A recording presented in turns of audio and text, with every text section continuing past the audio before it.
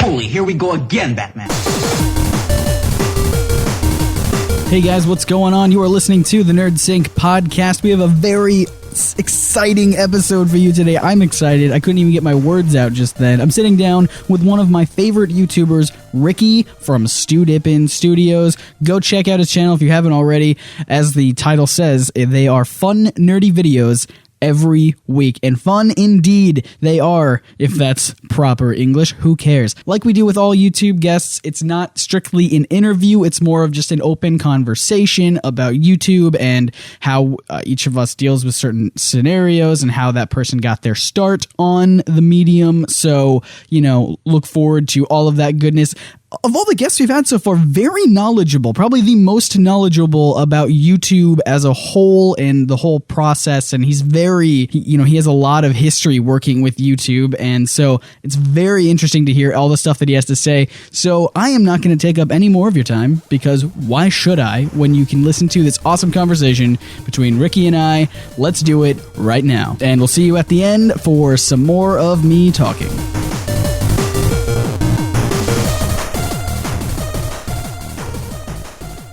Every time I see something of you, like a Vine or a tweet or an Instagram, and I'm just like, that guy knows how to do the internet correctly, I think. Well, thank you. So go ahead and introduce yourself. Hi, my name is Ricky Anderson II, and I am also known on the internet as Stewdippin. Awesome. And I have to ask, how did that name come up? How is that? What is there a story behind that? There is a story, but much like most usernames in the early 2000s, it's not that interesting. So Stewdippin, I used to watch a show after school called Hits from the Street. It was like a man on the street kind of interview show intermixed with music videos. And at the end of each episode, he had like a word of the day kind of thing. And one day, Stewdippin was one of the words. And I was the kind of kid who really liked new words, and I had a whole list of words I thought were interesting that I kept in my wallet, because that's the kind of weird kid I was. And Stewdippin was one of them. And Stewdippin means to get to know each other. It's a verb technically. Okay. But when you're hanging out with people, you're Stewdippin. Stewdippin was just my word, because there are a lot of Rickies on the internet, but there was not a single Stewdippin. So I bet. Yeah. And so when YouTube came around, it was just my default. I was Stewdippin. And when I first started on YouTube, YouTube wasn't even really YouTube when it first started. But I just picked the username, and I've just kept it because don't look back. Available. Yeah. I really like it. When YouTube did their switch, now you can use your real name. It's but I kind of grown attached to Stewdippin. Yep. It's kind of like that friend you've had for so long. I get it. I think I was the exact opposite, where in high school, there's a big long story behind this that I won't get into, but my username for everything was Ace Convict, or the Ace Convict. I've never been to jail. I don't want you to make any assumptions about me. Do I look like the kind of person that would do well in jail? Probably not. Well, with a name like Ace Convict. Yeah, I'm at the top of the chain in there. Yeah. Well, anyway, so that's what I used for everything, Twitter and YouTube, and basically everything that I had to come up with the username for. That was it. And then one day I accidentally deleted my YouTube channel because I was trying to figure out how to do the Google Plus thing, and then there's this weird transition. I deleted all my videos, and that was a sad day. But then from that day, I'm like, you know what? Maybe it's a sign. No more Ace Convict ever. And I changed everything to just my real name. So that's actually quite an epic story. I like it. It's a story filled with heartbreak, but it's inspirational in the end, I think. Very inspirational. I like it. Yeah, just don't stay down for long. Get back up. Come up with another name or something. I don't know. The whole YouTube Google Plus thing could probably screwed over a lot more people than just me, but oh, it did. It really did. So how did you how did you come up with the idea of doing a YouTube channel over anything else in the world that you could do? Why did you go, I'm going to make a YouTube channel and do fun, nerdy videos every week? Well, I've had my YouTube channel, like I said, since kind of like 2006, 2005, 2006. And for a long time, I just sporadically uploaded. Like I wasn't like a YouTuber for several years, actually. I mainly started it so I could enter into scholarships and contests, because at the time I was like going to college. But it wasn't until 2011, actually, when YouTube said, hey, we want to have the YouTube Creators Institute, where we basically teach you the ins and outs of YouTube so you can become a better YouTuber. And at this time, I'm mainly doing freelance video stuff. And I'm like, yes, I want to know the ins and outs of YouTube. And I've been watching more YouTube people at that time. And then once I got to YouTube Creators Institute, because it was me and like 9 other YouTubers just around the nation, basically just being there for 2 months, we just got to do nothing but create videos. And that's kind of where my love for making YouTube videos, and kind of, I think, Stewdippin really started launching off as a channel that kind of creates regular, I like to think, funny content. Yeah, it's awesome. So wait, this was a physical building that you went to make videos? Well, YouTube partnered with Columbia College, and I forget what college in LA, but there were 2 different schools, and basically they had a curriculum that you went to. So I went to Columbia College for about 2 months, and basically had like a YouTube intensive, if you will. And we learned a lot about like copyright laws and oh boy, I'm dealing with some of that right now. Oh really? Yeah. You wouldn't believe the comic book people wouldn't like their stuff being shown on the internet. That's tough. Well, yeah, because we had like a copyright attorney come in and say, okay, here is basically how you can use content. And it was super helpful, but they also kind of like struck so much fear into like, especially like my heart. I'm just like, oh no, like because they basically said, hey, if you use music, like anyone has a right to just say, hey, yeah, I don't want that video online anymore, and they can shut it down. I'm like, well, I don't ever want that to happen. Yeah. So for at least the first couple of years, I was just like very cautious on using anything. Yep. But the hard part about that is like, there's copyrighted music in real life. Like you have to reference things. And so over the years, I just kind of found the right way to go about it. Like, okay, this is commentary or fair use or this, that, the other. But it's all because I learned that and knew how I can use it at the Creators Institute. Yeah. Very helpful. Yeah. When it comes to all the copyright stuff, I'll post something on Facebook. Like I'll be like, another video got flagged. And then I'll immediately get a text from my mom that says, I want you being really careful. I don't want you going to jail. And I'm like, I don't think that's how it works, Mom, but okay. Yeah. I haven't had a video get taken down, but I have gotten those notifications saying, hey, you've got some copyrighted stuff here. And they used to be way stricter back in the day. A fun piece of YouTube history. YouTube back in the day was like the place for like anything that wasn't online. So it basically used to be like Mega Video or torrents or all the places where you could go to see TV online. And then once Google bought YouTube, Google said, get your act together. Yep. And so people who use clips for the purpose of fair use, like the Nostalgia Critic, I don't know if you've ever heard of him, but he was like one of the first of us to ever like make a really successful web series. And, he got taken down, so he went over to Blip. But like now he's back on YouTube, but it's under different circumstances because they've evolved. Because basically YouTube would rather play safe than sorry because they're owned by the largest search engine in the world. Right. You can't really get away with anything. Yeah, exactly. Yeah. Yeah. So then it wasn't long until you started just doing fun, nerdy videos every week, and I enjoy a lot of them, I think, especially since, because I sent you a message like last year, like, hey, let's do this podcast thing. And you're like, yeah, absolutely. And then it's just so many delays after another, mostly on my end. And I'm just like, I would say something like, all right, let's set it up. And then I wouldn't tell you anything for like 3 months. And I'm like, I feel so bad.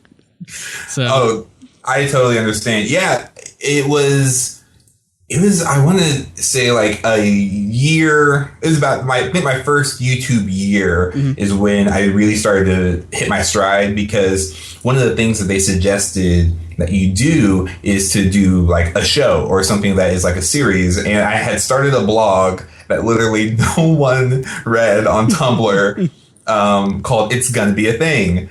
And I just had all these ideas like, man, why isn't there a word for people to say when someone coughs? Because I had like a really weird story. Like I was 7 and someone coughed and I said, bless you. And they just stared at me like with the most evil, like I offended them. They said, I didn't sneeze. I'm like, oh, I'm sorry. And so I somehow came up with the word. I forget what it is. But anyway, that's kind of the premise of the series. And so I started doing a web series called It's Gonna Be a Thing, where I just shared different things that I thought should be things. But then after that first year and a half, I was like, well, you know what? I think I have other ideas I want to do. Like, I feel like I have more. Week after week, it got to the point where I'm trying to make a video for It's Gonna Be a Thing, but I had more ideas outside of that. Yep. And so then after that, it's kind of just been a hodgepodge of like sketches, vlogs, and tribute videos. Yeah. So yeah, it's been really cool just to figure out what I like to make and kind of find my own voice in the YouTube sphere. It's such a weird thing because like no one teaches you that. You just kind of have to explore it. Oh, yeah. I mean, I was the first guy before I started YouTube. I was like looking up all sorts of resources, like other YouTubers that talk about YouTube. And I'm like, I got to learn everything because I want to be successful. And my initial thought was I'm going to be a full-time YouTuber and not have to work ever again. And that's not going to happen ever. But, a lot of people have that mindset, me included, where I just like, I gotta have a thing. And I was trying to be very professional about everything, but I didn't even have anything except like a webcam or something. And and then, you slowly build up. But I feel like for me, it was, I started doing things. I started kind of shifting to do things that I thought people wanted instead of the things that I wanted to do. And what you were saying about you do the videos you like, find your own voice and everything. And I think that's very important. And especially on our channel and everything. I was trying to force a lot of video game stuff. I'm not a video game person, but Yeah, no, it makes a lot of sense too, because when you look at the data, because like there are people who like collect data, and that's one of the many things I get nerdy about. Like I will look and find information, so I have like this wealth of knowledge about online video things. Like best practices is gaming, how-tos, and all these other things are really big, and you can do them to be successful. And I'm like, oh yeah, I could do that. I don't want to. Exactly. But, yeah. Like, for example, I used to think that I was like, oh man, people do reviews. I love reviews. Maybe I could do reviews. But then I realized that all I had to say about anything is like, oh, that was really good. And that would be like it. And I'm like, no one would watch that. And so, and also, you have other YouTubers, like Black Nerd Comedy, for example. He does a lot of reviews, and almost every single time I think of doing a review, he does one. I'm like, yeah, great. There's no need for me. I can't add anything. He said it, kind of thing. And so, yeah, it is tough because, the biggest advice that they give at the Creators Institute is like, make what you want to make, because it's not even so much your content, but it's you that people really gravitate towards. And so ever since I've just been having these random ideas like, oh, wouldn't it be fun if I did a split screen of me singing with myself to a song from the hit Nickelodeon show Victorious. Like, that's not a highly searched thing, but I made the video and there were a lot of people who actually really liked it. And so I really surprise myself sometimes by how awesome my audience is. Yep. Because you just find other people who are just like you, and you're like, oh yeah, I totally agree with this guy.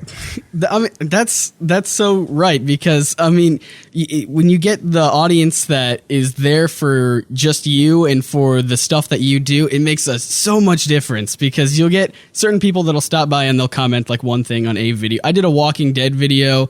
That one just is filled with people in the comments that just are Walking Dead fans, like just huge Walking Dead nerds. And I'm like, you guys are cool, but you're way too intense for me. I'm going to go hang out with my other friends over here on these other videos because they seem to get it.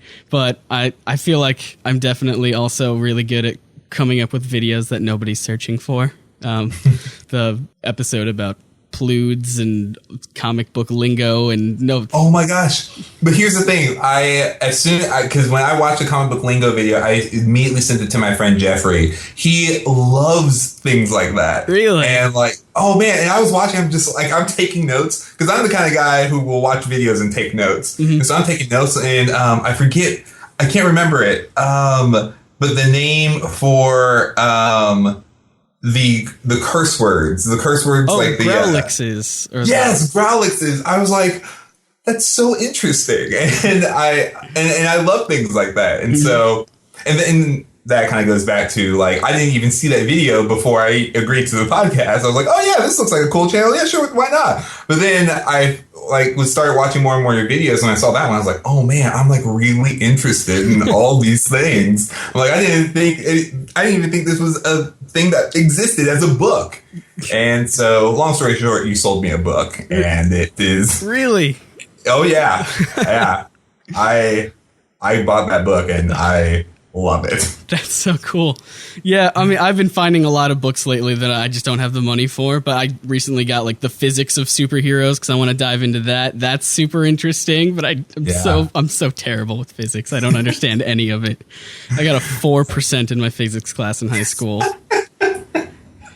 Oh yeah, the physics and sciences were not for me, but science fiction, all about. Oh yeah. Yeah, I can get behind science fiction physics, like, you know, if it relates to something in Doctor Who, I can probably reference my way around the conversation. Exactly. I mean, that was something that I talked about a lot with my friends, is the Doctor Who sci-fi logic is, it doesn't matter if it makes sense. If you throw the word time in there somewhere, you can find a loophole. You're like, oh, the time streams don't match up, then that means this happens. Oh, yeah, that makes sense. That makes a lot of sense. The science is there. Oh, I love it. One of my favorite things about Doctor Who is just how they can explain away anything. Like, oh, wait, so why doesn't this affect this time? Oh, you know, because we're in an alternate parallel next door universe, and it doesn't affect anything else. Like, no. Oh yeah, no, I get it. Totally makes sense. I've heard of that. Yeah, I love it. It's one of my favorite shows. Oh yeah, I mean, I see you have the sonic screwdriver in a lot of your videos, just all the time. Oh yeah, man, that show has just been so active in my life. It was.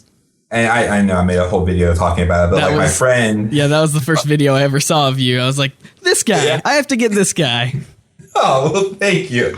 I don't know what it is about the show, but like the story is just so cool. And the Doctor as a character is like right up my alley for the kinds of superheroes that I like. Like, as much as I love the Batman's superheroes or even the Spider-Man, I just love the people who are just really smart. And I think that's kind of why I like Peter Parker and anyone who dons the Spider-Man mantle. Like, I just like how that person, or I take that back, not everyone with superior stuff, but most of the people who are Spider-Man are intellectuals first, and they usually try to figure things out, and they're thinkers, and I really like that. And the Doctor is a thinker. He's just like, okay, great. So how can we figure this out? And it's just such a cool thing to try to think in a different way to try to solve your problems. I just think it's such a cool concept. Yeah, I mean,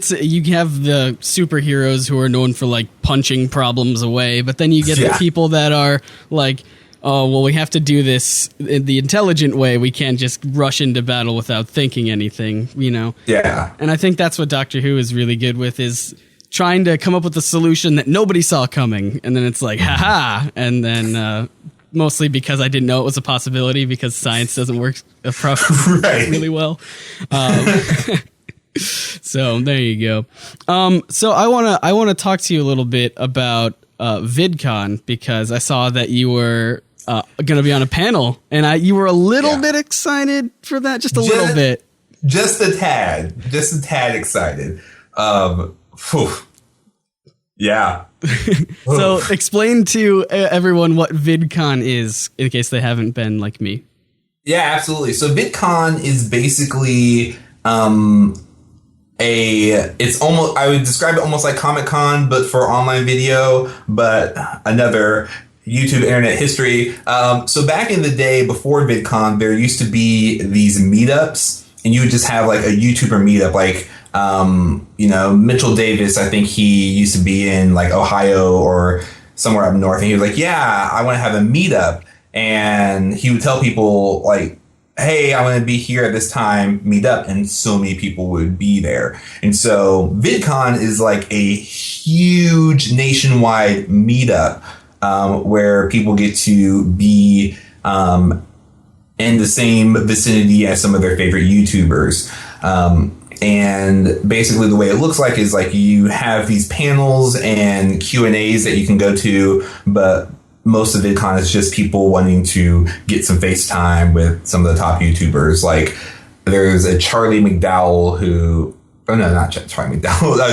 Charlie McDonnell. He's a huge British YouTuber, one of the first of the British invasion of YouTube.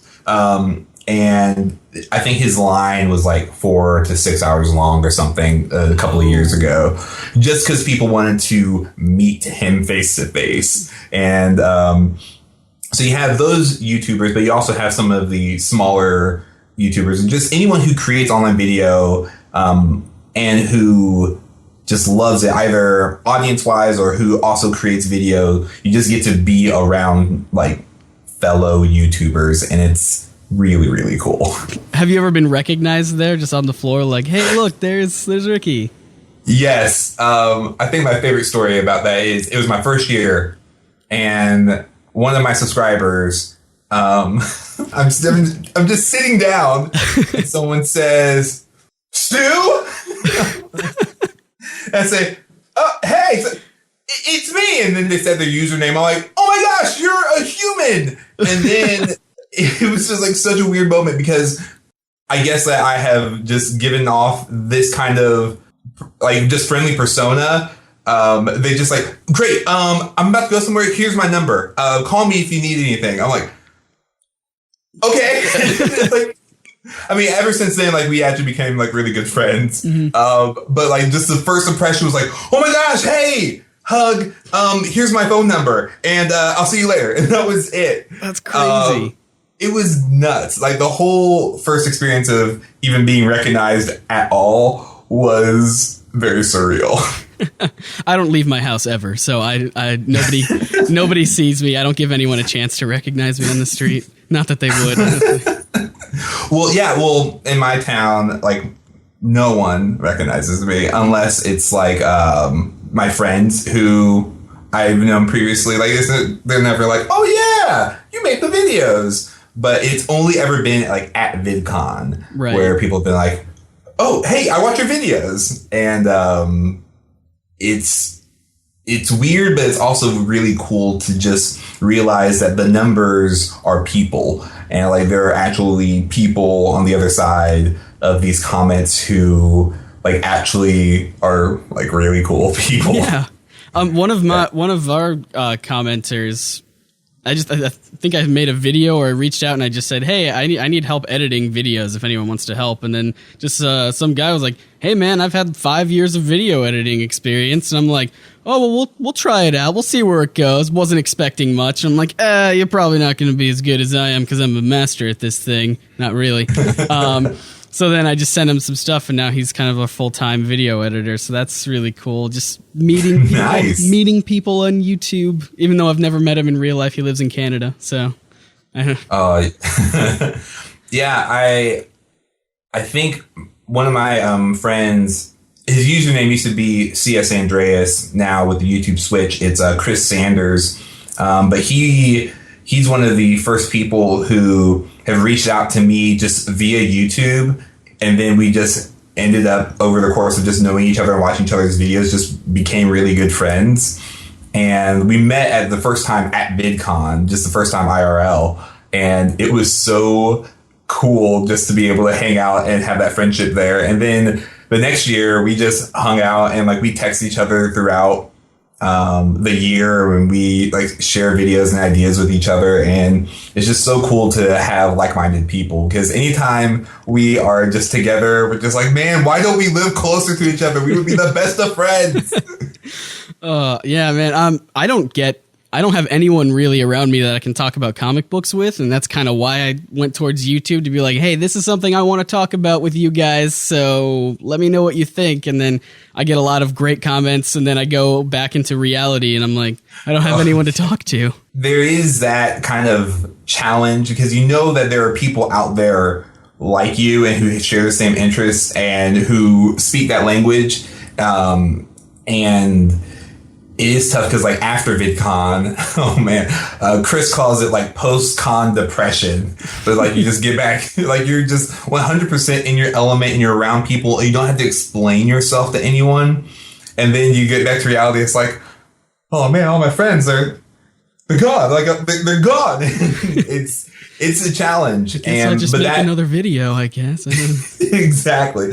And for me, that's kind of what's inspired me to do more things like Comic-Con. Like they have a local con that's kind of like the local area convention. And the first time I went there, I dressed up like the Doctor, and I knew I was the Doctor, but the Doctor has a very distinct characteristic of being a white guy with brown puffy hair. Oh, is that what it? Oh, okay. I guess you're not. I guess you're not one of those, are you? Yeah, surprisingly, I'm not. But then I didn't notice until just now. You know what? It took me a while, but once I went to that convention, I realized, oh, I see.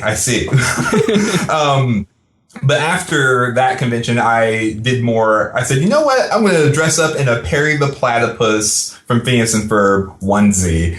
And that was one of the most fun experiences, because I got to dress up in cosplay and I got to meet other like-minded people, because it might not be in the same realm of like making YouTube videos, but there are other people who have like the same interests. And so I got to meet a lot of cool people. I met this guy who was dressed up like Timmy Turner from the Fairly Odd Parents. Oh, that's so cool. And he had a fishbowl, and he had Tara Strong, the voice actor for Timmy Turner, sign it.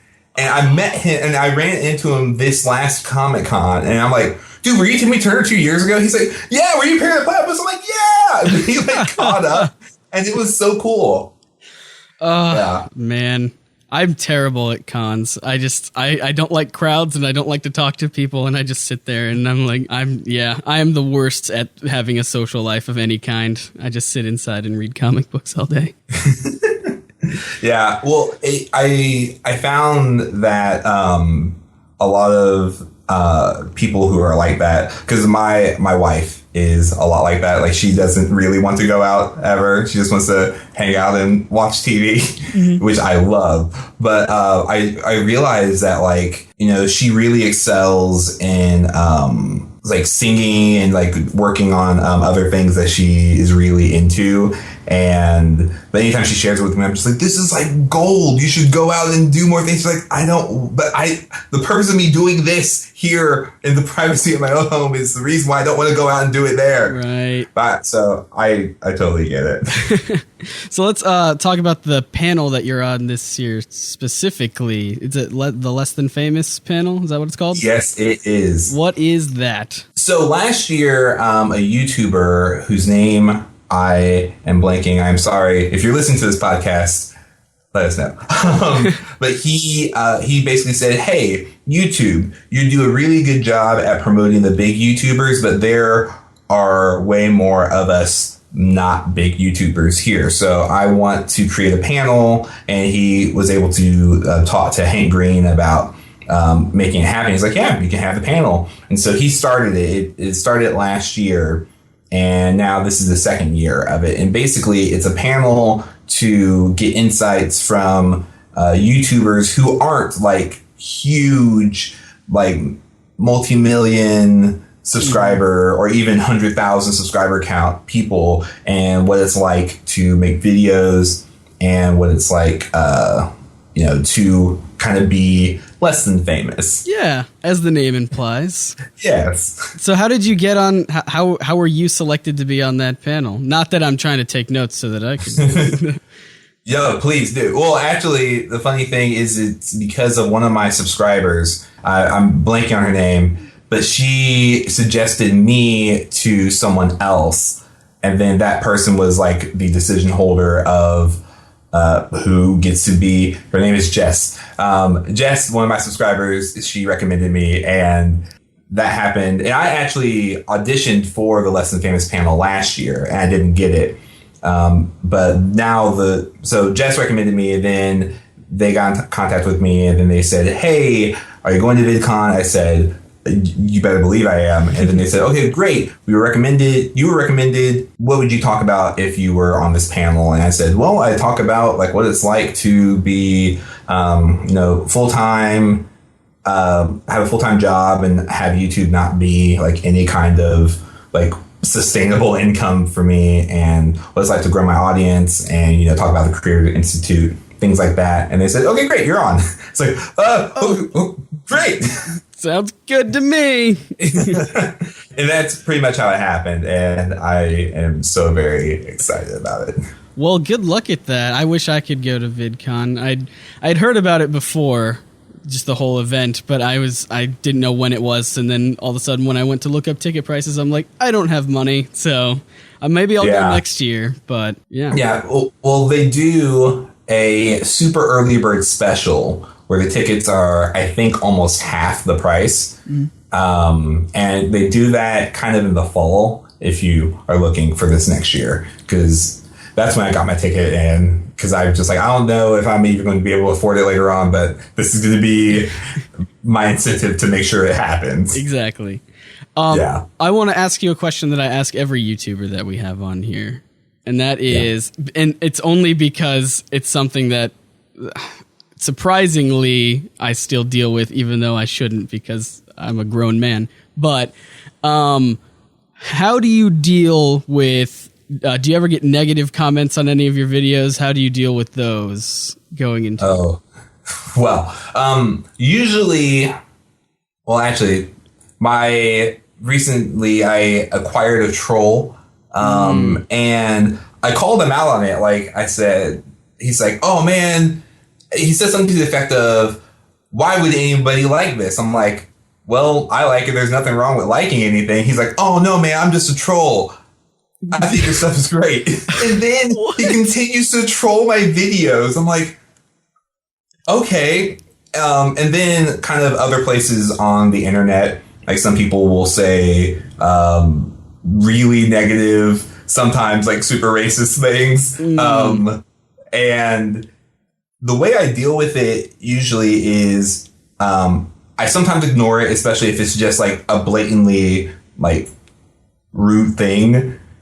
But otherwise, like if it's something that I feel like is just coming from a place of ignorance, just like, oh, well, this is stupid for this. Like, I think one comment on my video was like, oh man, you ruined the whole video because it's the Doctor, not Doctor Who. I'm just like, okay, you picked the wrong person. I know it's the Doctor, but I use Doctor Who because it sounded better. And so sometimes I'll just like logically respond back to them. That's kind of like what I would do when I used to chat with people on AIM back in the day. Anytime someone would say something like really mean or really rude, I would just say, oh, that's not very nice. And you catch them off guard and they're like, oh, sorry, man.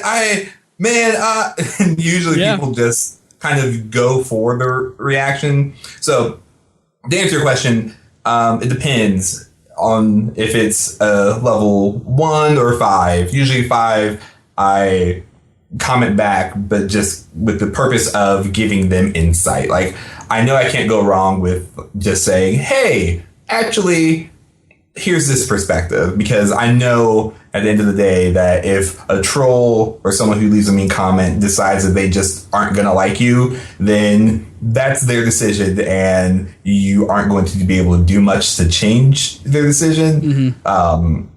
But I still try to just manage and keep my comment section a nice, pleasant place for all my other subscribers as well. And so if it's like vulgar, I'll just like hide the comment or anything like that. But that's pretty much how I manage it. Yeah. I mean, I feel like with your videos, a lot of the ones that you do are kind of your opinions or they're like little sketches or something.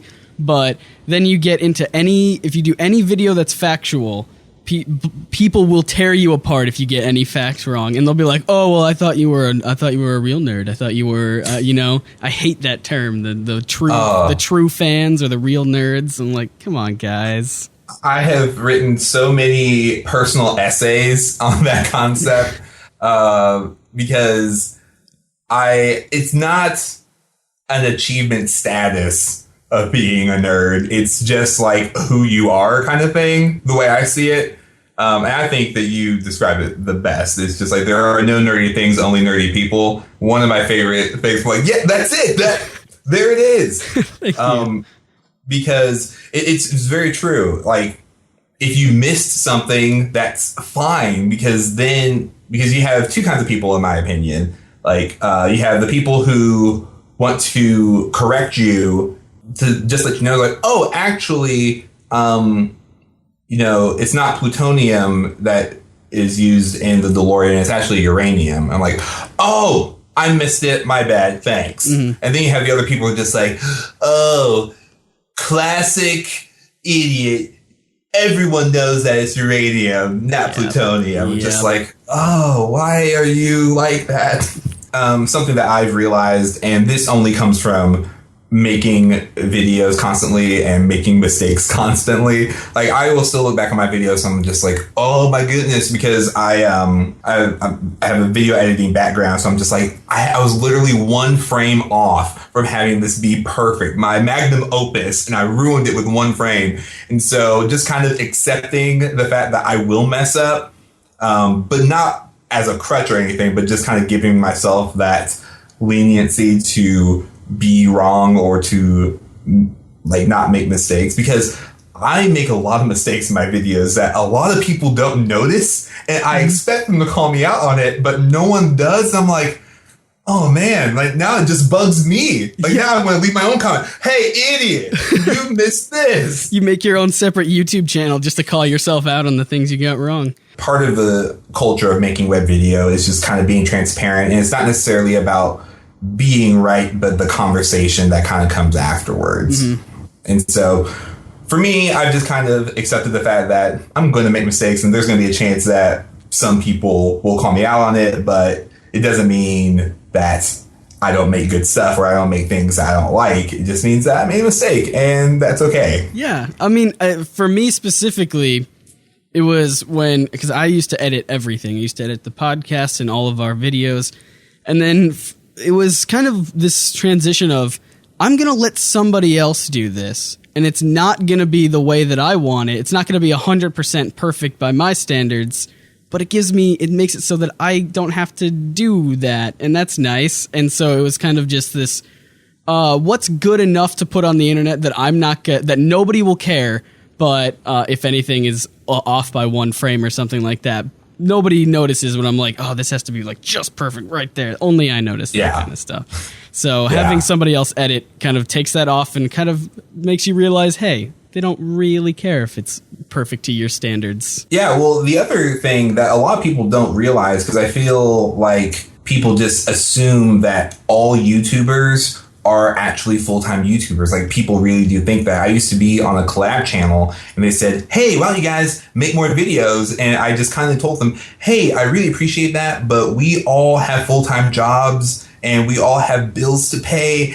And like right now, this is all we can do. And they're like, whoa, I didn't even think about that. And so like when you are basically like a one-man band, like you're bound to miss something. I mean, that's why, you know, films have like hundreds of people on their production team. That's why when the credits are rolling, it rolls for so long, because it's everyone's job to focus on one individual like facet of that creation. So that kind of goes back to what I was saying before. Like, I feel like the nature of it is to occasionally make mistakes. And going to what you were saying about people expecting you to be a full-time YouTuber, I've been really lucky with some of the fans that I've got. I've had to take breaks where I'm just like, man, I gotta take off, like, we'll skip a couple weeks because I gotta focus on school or something. And they're just like, yeah, dude, take all the time you want. We don't care. We'll be here. And I'm like, you guys are the best. Yeah, I love subscribers like that, because I'll be so hard on myself. I know, like last year, I was like, oh man, I'm not able to make a video every week. Like, man, everyone's going to be upset about it. And like, no one said anything. I'm like, oh, okay, great. Maybe I'm way too hard on myself about this. Yep, I was doing the same thing. We had like 12 subscribers, and I'm like, they're going to notice if I don't put up a video this week. I'm like, no, they won't. Yep. Nobody will care. Yeah. Well, I think that we're just about done to wrap it up, but where can people find you on the internet? You're all over the internet. You're blowing up. This is another thing that I want to touch on really quickly. I see you all the time on Idea Channel. He'll use your tweets and stuff. Yes. Oh man, I geeked out so bad when I saw that.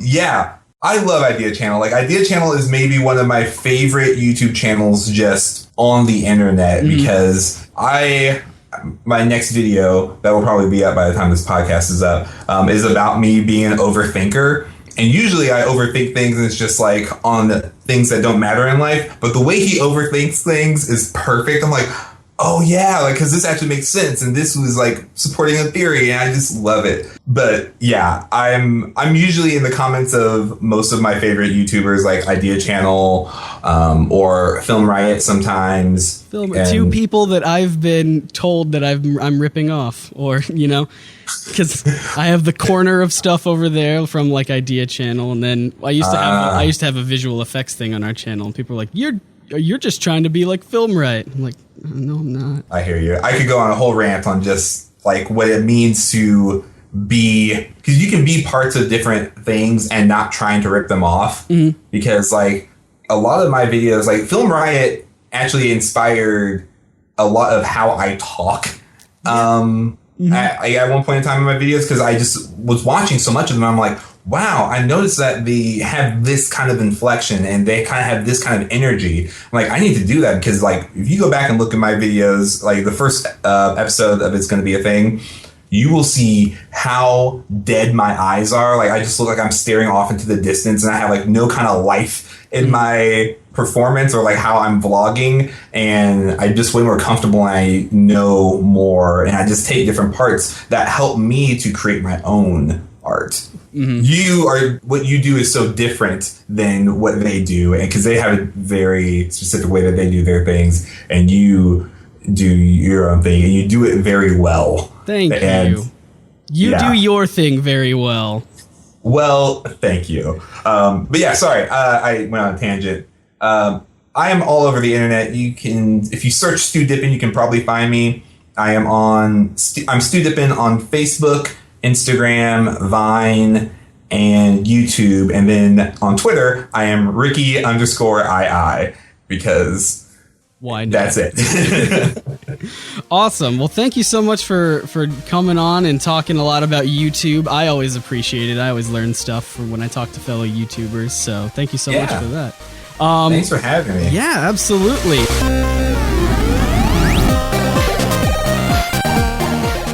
So that was absolutely one of my favorite conversations I've had with a fellow YouTuber. I mean, I thought I knew a lot about YouTube, but then Ricky just blew it out of the park. Lots of YouTube history and best practices, and it was super fun talking to him. I love when I get to learn a lot about YouTube, and I hope you guys enjoyed it as well. But I want to talk to you a little bit about VidCon, because as I'm recording this, it's going on right now, and everyone's having a good time, and a lot of the people I follow on the internet are all there, and I want to be there next year. So I'm going to announce it right now.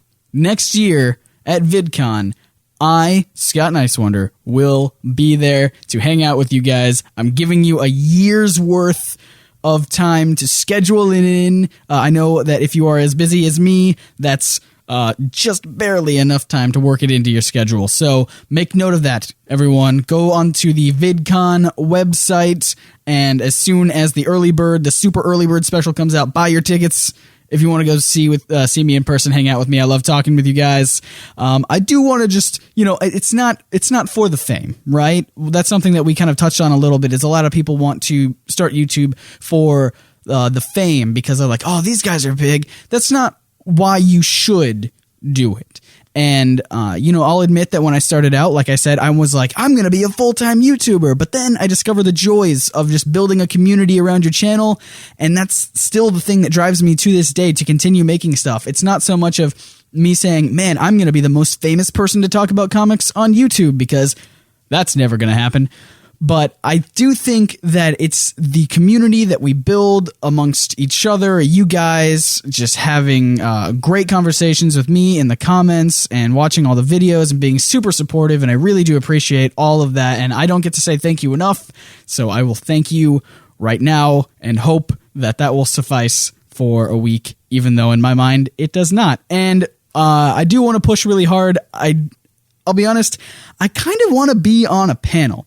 But it doesn't have to be next year. I don't expect it to be next year. But let's shoot for in the next couple years at VidCon. I think it would be cool to be on a panel.